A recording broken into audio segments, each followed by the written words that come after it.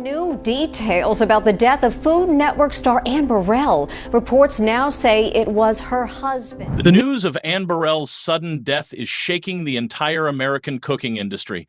Ann, with her bright smile and powerful personality, had won the hearts of millions. Her passing has left everyone in shock. She wasn't just a chef on TV. She was a symbol of hope and energy. What's even more surprising is that she left behind a fortune worth millions, and now her family is left to deal with the sorrow and the huge responsibilities. On the morning of June 17th, 2025, something very sad happened. Ann was found lying on the shower floor in her Brooklyn apartment. Around her were many pills, and she wasn't moving. Her husband, Stuart Claxton, found her at around 7:50 a.m. and quickly called for help. Paramedics and firefighters came fast, but even though they tried everything, they couldn't save her. The first report said she had a heart attack, but the full reason was still not known at that time. Ann was only 55 years old. Her death was not only a personal loss for her husband and family, but also for the whole world of cooking. She had been on television for years, making people laugh and teaching them how to cook in a fun way. People couldn't believe she was gone. Her absence created a big hole in the lives of those who saw her as a friend, a mentor, and an inspiration. After she died, her family had to handle a lot.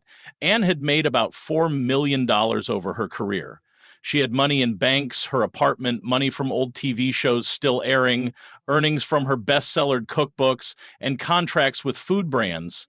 She had bought her Brooklyn home in 2019 for about $153,000, 0 cents. That house wasn't just a place to live. It was where Ann created ideas, cooked, and invited many young chefs to learn.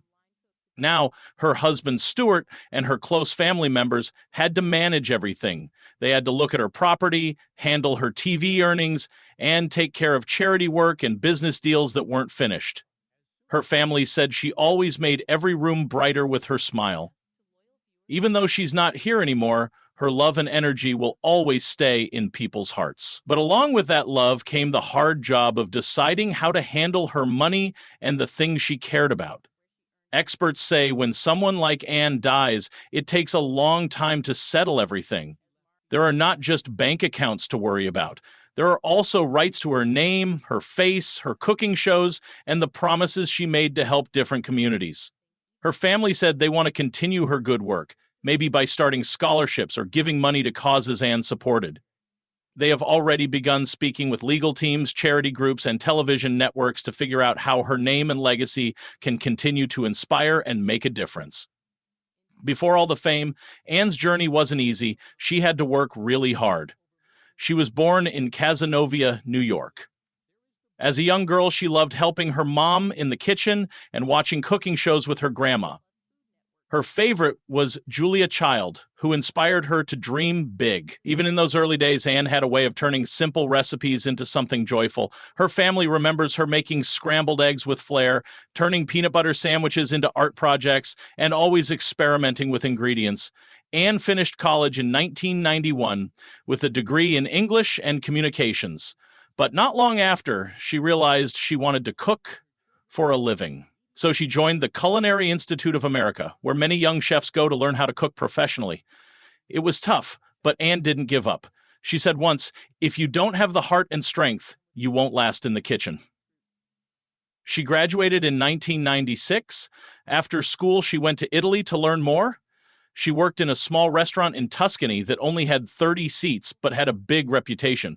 She worked from early morning until late at night. That's where she learned to respect every ingredient and every part of the cooking process.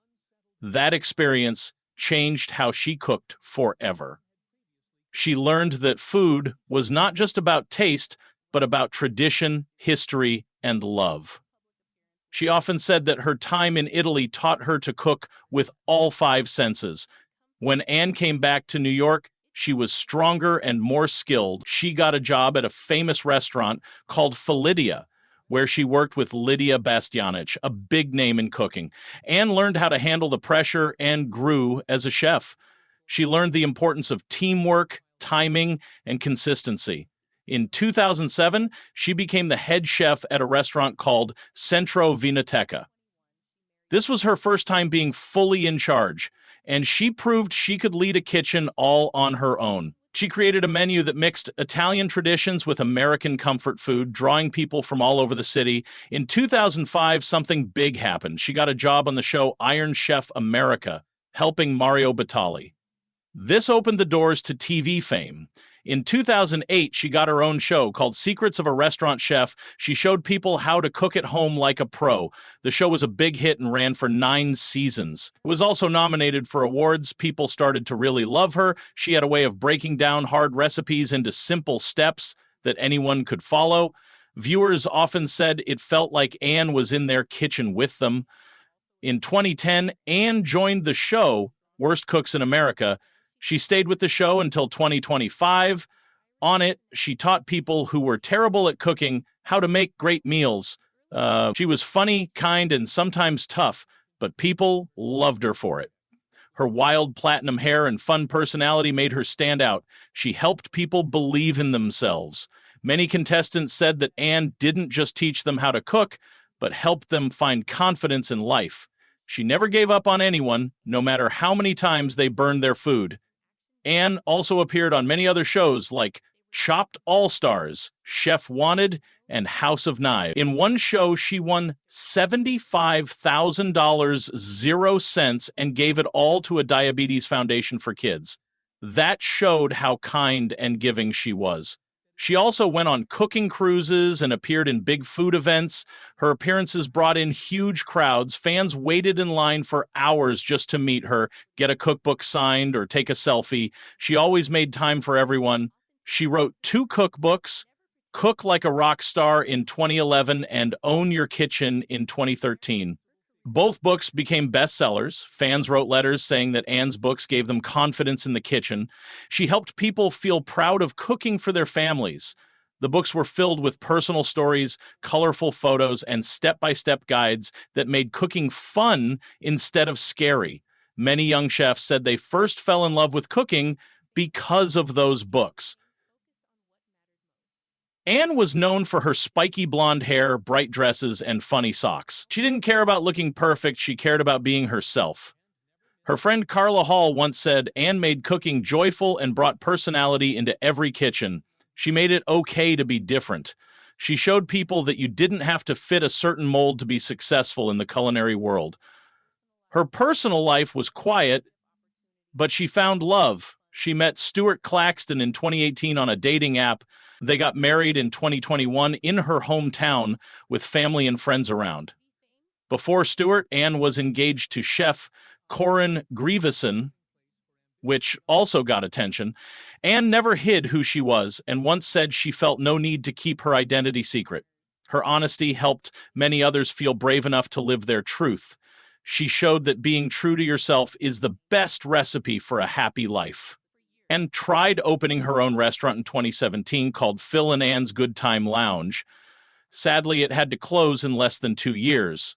But Anne didn't see it as a total failure. She said it taught her that running a business takes more than love. It needs strong planning, too.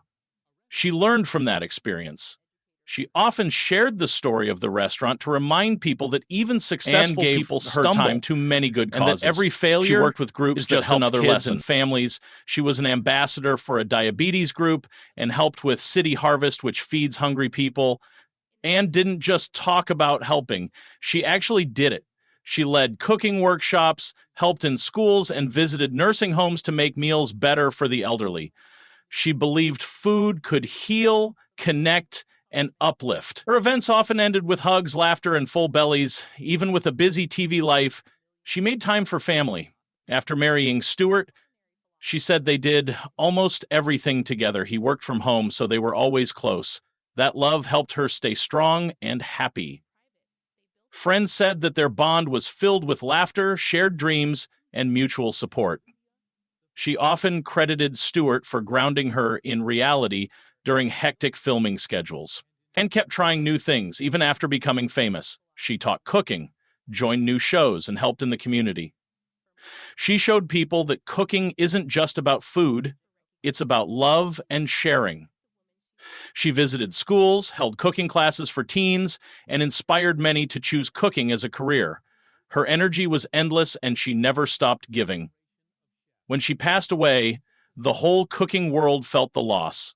Famous chefs and fans said beautiful things about her. Carla Hall said, "Anne brought love and joy to kitchens." Other chefs said she was strong, funny, and full of warmth.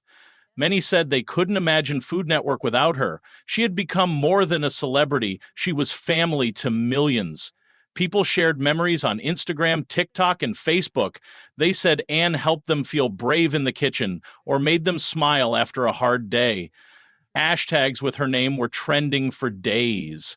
Even big news sites wrote stories about her. Fans made tribute videos, recreated her recipes, and held small gatherings in her honor. Her family said they would keep her good work going. Some fans and chefs started programs in her name. Cooking schools and food events took moments of silence to honor her. The Food Network started showing her old shows again. They even thought about creating an award named after her. Her legacy was being protected, celebrated, and passed on. Anne changed the way people saw women in cooking. She made kitchens feel open and friendly. Many young women said they became chefs because of her. Her books, her shows, and even her funny socks became a big part of her image. Her influence wasn't just about food. It was about breaking barriers. And Burrell taught the world that with passion, strength, and a little humor, you can change lives. She proved that cooking is more than just making food. It's about giving people confidence, comfort, and happiness. Her journey is still inspiring people today. Her memory lives on in every kitchen where someone dares to try, to smile, and to cook with love. And in that way, Anne Burrell will never truly be gone.